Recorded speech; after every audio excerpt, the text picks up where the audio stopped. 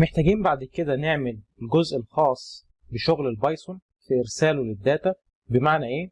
المفترض هيكون في ديفايس اتاتشد بالكود بتاع البايثون، والبايثون بيقرا القراءات، والمفترض الديفايس ده هيكون له كود اللي المستخدم هنا بيعمل له بيه ريجستر، زي ما جينا في الجزء بتاع الاد ديفايس وكنا بنعمل ريجستر بالاس 6 وحيد ومن 1 ل 7 وهكذا. فالمفترض البايثون هيبعت الكود والقراءه، والمفترض الكود هنجيب منه اليوزر ديفايس اي دي، وبيها هنقدر نسجل البيانات في الجدول بتاع الديفايس ريدنجز اللي هو بالمنظر ده. فهنعمل PHP فايل ونسميه وليكن python.ajax، ونهندل فيه الجزء بتاع الاجاكس. المفترض اللي هيتبعت لي كبوست ريكوست في الداتا، فانا محتاج اتشيك الاول ان الداتا دي جات لي، فانا هقول الست البوست الكود، وفي نفس الوقت جات لي القيمه بتاعت القراءه. طب مش هيكون عندي اوبريشن؟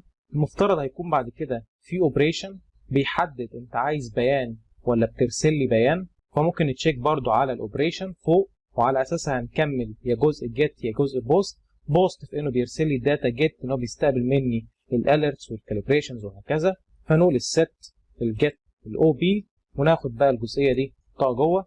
else معناها هيكو نل ويريتيرن. جوه هنا معناه ان انا عندي الاوبريشن، فهقول get، وفي الاو بي اما تكون الاو بي دي عباره عن ستور او لود.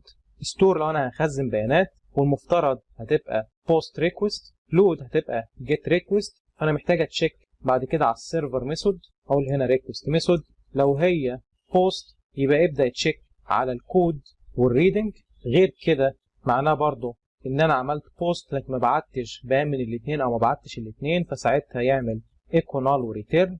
غير كده هيكون عباره عن get request، وهيهندل بعد كده الشغل بتاع الجيت. else لو حصل ان في else غيرهم بعد كده يعمل echo وريتيرن.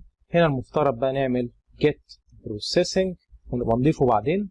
محتاجين بس نشتغل على الجزء بتاع ده الكود والريدنج. فكده بقى معانا الكود يبقى post وفي الكود، ومعانا الريدنج هيبقى post وفي الريدنج بالمنظر ده.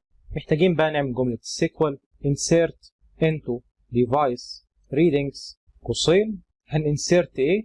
مفترض هنinsert اليوزر ديفايس اي دي، يبقى يوزر ديفايس اي دي كما الريدنج، يبقى هنا ريدنج نقول values وننزل سطر، نزود هنا الاس نفتح قوسين. المفترض الريدنج هنقول ار، هي كده كده معايا، لكن الكود هنعمل لها سب كويري، هنقول select الاي دي from user devices والديفايسز where الديفايسز دوت الاي دي بتساوي اليوزر اندرسكور ديفايسز دوت الديفايس اي دي. ممكن من هنا نفصلهم وننزل سطر ونقول and الديفايسز دوت الكود بيساوي سي، وساعتها بقى نعمل statement ونقول BDO بيريبير للجمله دي. وما ننساش فوق نعمل include للكونكشن من الهيلبرز بالمنظر ده. بعد كده هنقول بقى execute ونبعت البيانين اللي هم السي، يبقى ده الكود، وهنبعت كمان الار اللي هي الريدنج بالمنظر ده كده. وبعد كده ممكن نقول له echo success، بحيث لو هو عايز جمله يستقبلها ممكن هنا بدل النال نقول failure، وهي نفس القصه وهنا بالمنظر ده كده. نضيف هنا سيمي كولون. محتاجين بقى نجرب نتست الموضوع ده قبل ما ننشئ الجزء بتاع البايثون والسنسورز وهكذا. ففي برنامج اسمه بوست مان، ده خاص بالاي بي اي ديفلوبمنت، ممكن نستخدمه عشان نتست الجزء بتاع الكوميونيكيشن بين البايثون وبين البي اتش بي. فنيجي نضغط على داونلود، وبعد كده داونلود وتختار يا 32 يا 64. هتعمل انستوليشن للبوست مان عن طريق انت تضغط دبل كليك عليه. هيبدا بعد كده يظبط الانفايرمنت بتاعه ويفتحها لك على الشكل ده. لو مفيش ريكوست مفتوح تقدر تضغط على زائد بحيث تضيف ريكوست. هنختار الفيرب بتاعنا من الليسته دي، هو عباره عن بوست ريكوست. هنكتب هنا بقى http نقطتين 2 لوكال هوست سلاش اللينك اللي احنا هنسبميت عليه.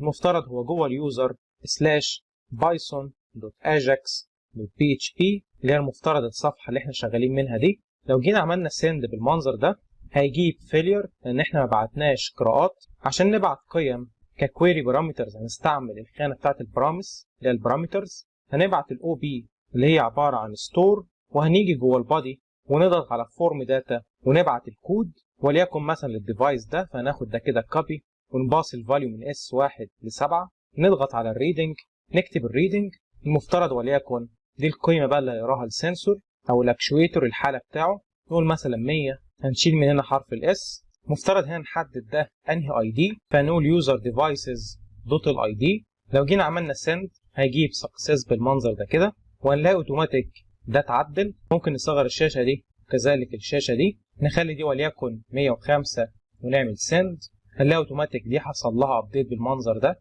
لو جينا بعتنا تاني 105 هيحصل سكسس وتظهر بالمنظر ده. يبقى اذا في السيشن ده طبقنا الجزء الخاص بالستور للقراءات اللي جايه من الجزء الخاص بالبايثون، وعملنا لها تيست ببرنامج اسمه البوست مان.